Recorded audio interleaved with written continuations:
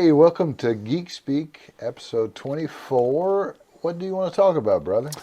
Dude, have you seen the trailers or previews for the new XMen 97 or whatever it was? Yes. So I was talking, I commented on some things that were I seen on Instagram, Facebook. There was, I got in a little kind of an argument. One of the scenes was where Gambit was lighting up his Wolverine's claws. Yeah. And I was sitting there thinking, well, everything he energizes ends up blowing up.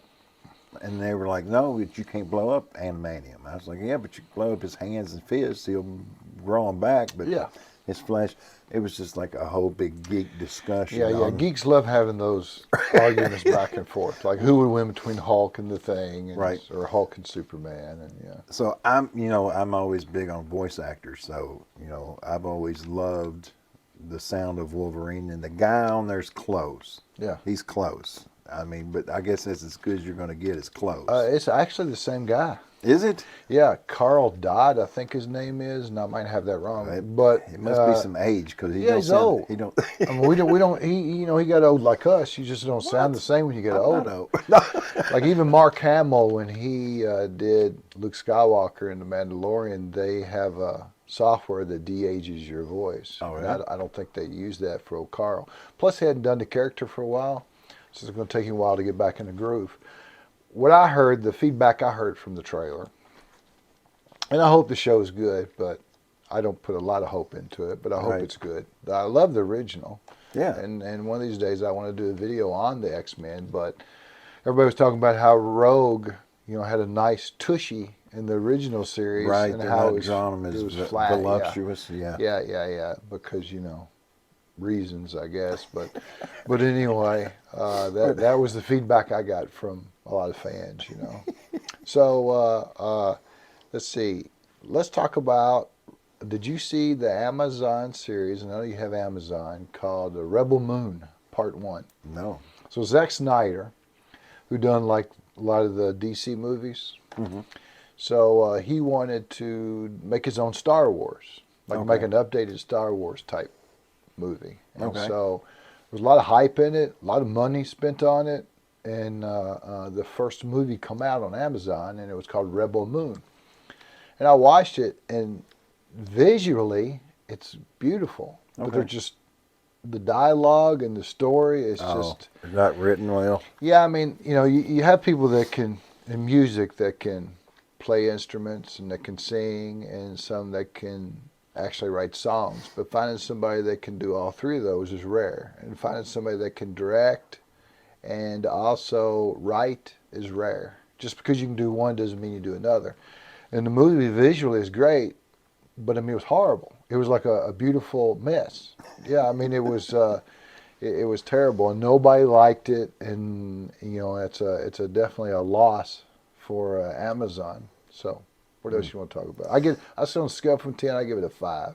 Oh, yeah. Okay. So, what else you want to talk about, brother? Sticking with trailers, the Deadpool trailer dropped. Yeah. Did you watch that? Yes, I did. I kind of got excited when I seen the TVA. Mm-hmm. I don't know why. I really was a fan of the Loki series. Yeah. And I think it would be kick-ass if Morbius was in it. Yeah. But I doubt it will be. But I thought that was a good twist to where he could meet a Wolverine, not maybe the Wolverine. Right. But meet a Wolverine. It would probably, in my opinion, it would probably be a good idea for Marvel. I don't know that they'll do this, to keep the X-Men separate in a separate universe than the rest of the heroes. Right.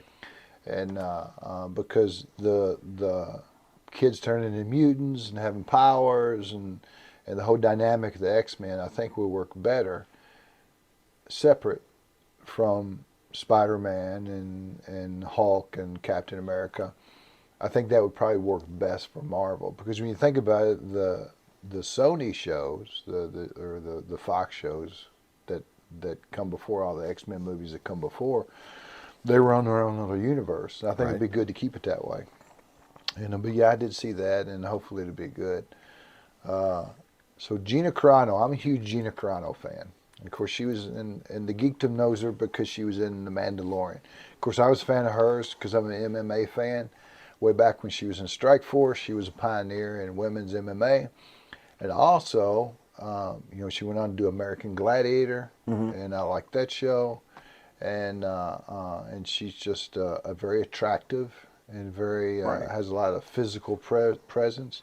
So when she decided to make the transition from MMA, Physical presence. yeah, physical presence, yeah. When she decided to make the move over to acting, she went at it like she did everything else, trying to learn the craft as fast as she could. Right.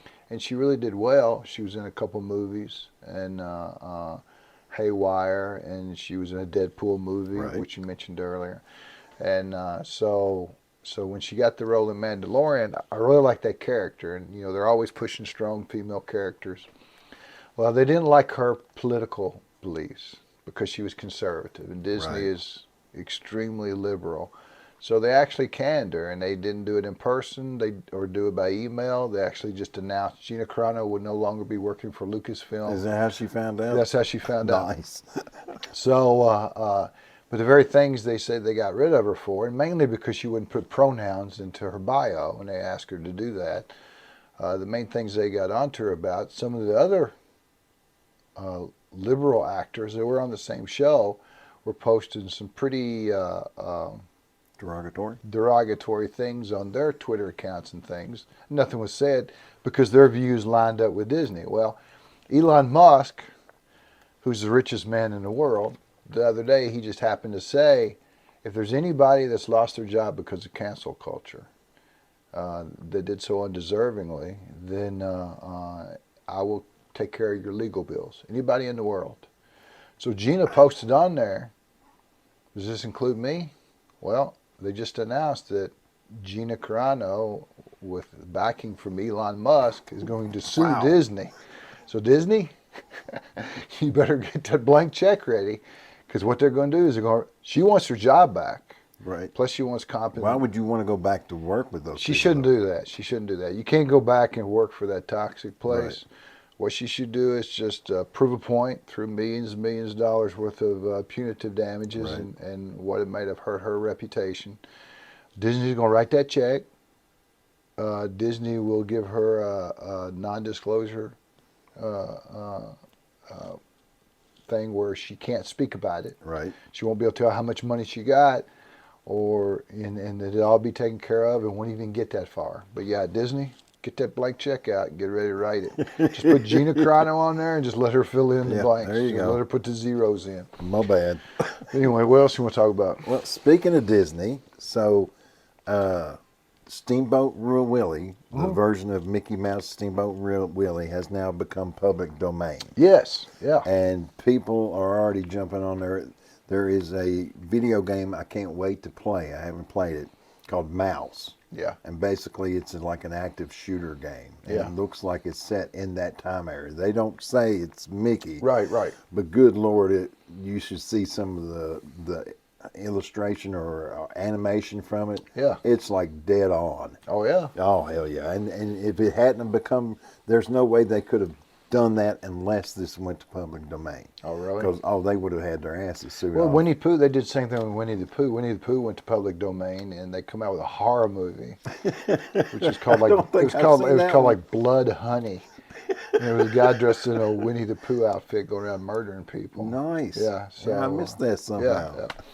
So one of our subscribers, William Webb, asked if we had ever seen the movie Mortal Engines, and I hadn't. And it's a Peter Jackson movie. He made it right after Lord of the Rings. And it's about it's about a post-apocalyptic society, and where these cities, they call it a municipal Darwinism. So in other words, these cities can move around and attack other cities. Right. And they take those cities' resources and add it to themselves and get bigger. Well, after all these big cities have devoured all these small towns and other cities, they've run out of stuff to do. And so that concept did not interest me at all. But because we had a subscriber and we'll do the same thing for you. That asked if we'd seen it. I hadn't seen it. I watched it and give it a chance. And it had Hugo Weaving in it, who was in The Matrix and played Elrond in Lord of the Rings. Oh, right. And it was really good. I mean, I give it a 7 on a scale from 1 to 10. Yeah. But it being something that I would not have watched unless William had asked us to, then I checked it out and I enjoyed it. Where'd you watch it in? I watched it on a TV. Okay. Did you rent it, screen it? No, I think it was on Freevee. Oh, okay. So you can watch it for free on Freevee if you download that app and you have a smart TV. So what else you got? Anything else? Have you? I know you're a Marvel fan. Have you watched any of the Into the Spider-Verse? Mm-mm. Well, the creators of that, it's popular, really popular, and it's really good movies. I've seen them. Yeah. And the creators of that went to DC and said, "Look, we've drawn up concept art and a script for a Batman Beyond." Yeah. And at first they were like, "No." Yeah. But then when they read the script, they were like, "Oh, this might work." So hopefully, cross your fingers, everybody reach out to DC. Yeah. Because this would be pretty kick-ass if they were to do a Batman Beyond. Well, that's good of that company to take the initiative to not wait until they're called for a job, but to actually seek out a job. Well, I mean, yeah. So, have you ever played the game Kingdom Come Deliverance? Let me see that. Kingdom Come. Here, you can show it. That's tradition. So, Kingdom Come Deliverance. No, I haven't. It's a medieval simulator game. Okay. Okay. So, in other words, it's no dragons or orcs or magic. It's you start out as a character called Henry, and you can't do squat. I mean, you're just some peasant that has no money, no abilities whatsoever. And if you try to do anything, you're probably going to fail at it. But over time, you gain experience, and you're able to do things. It's very, very fun. You have to eat. You have to sleep. Your food will spoil, and if you eat spoiled food, you can get sick. So the quests are fantastic. And it's a very Christian game. It's set in medieval Hungary. Okay. And it's a game that it was created by Kickstarter. And so it actually won tons of it won 30 different awards across the globe. So it was a Kickstarter game. They would have never, any of the big companies would have never made a game this Christian. Because in that time in Hungary, the Catholic Church was real powerful, right? And so everybody greets you. They're like, "Jesus saved, God bless you," and all the characters in the game are Caucasian. Not that it has to be that way, but in medieval Hungary, that's the way it was. You can't dress your characters. You can't dress your male character as a woman because that wasn't allowed in Hungary in medieval times. So it's a real interesting game, and I'm seeing a lot of this.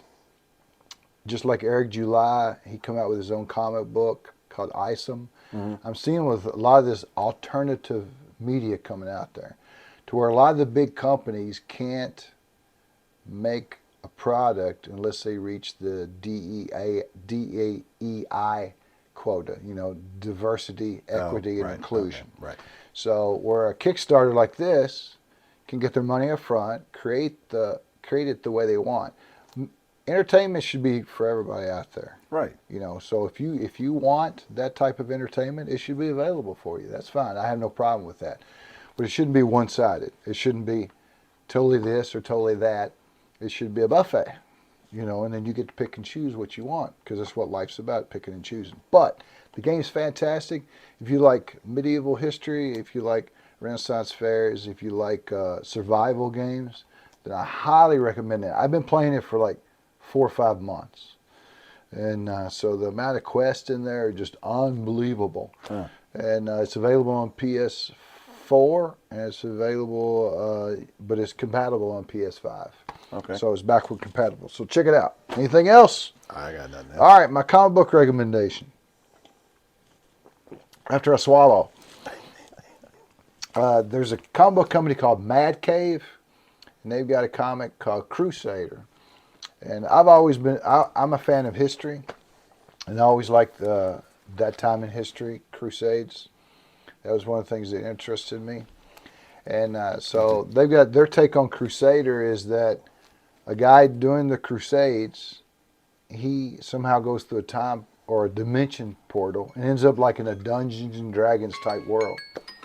So there he is, you know, a knight, sword, armor, and he's in a medieval type world, but there's magic and goblins and what have you.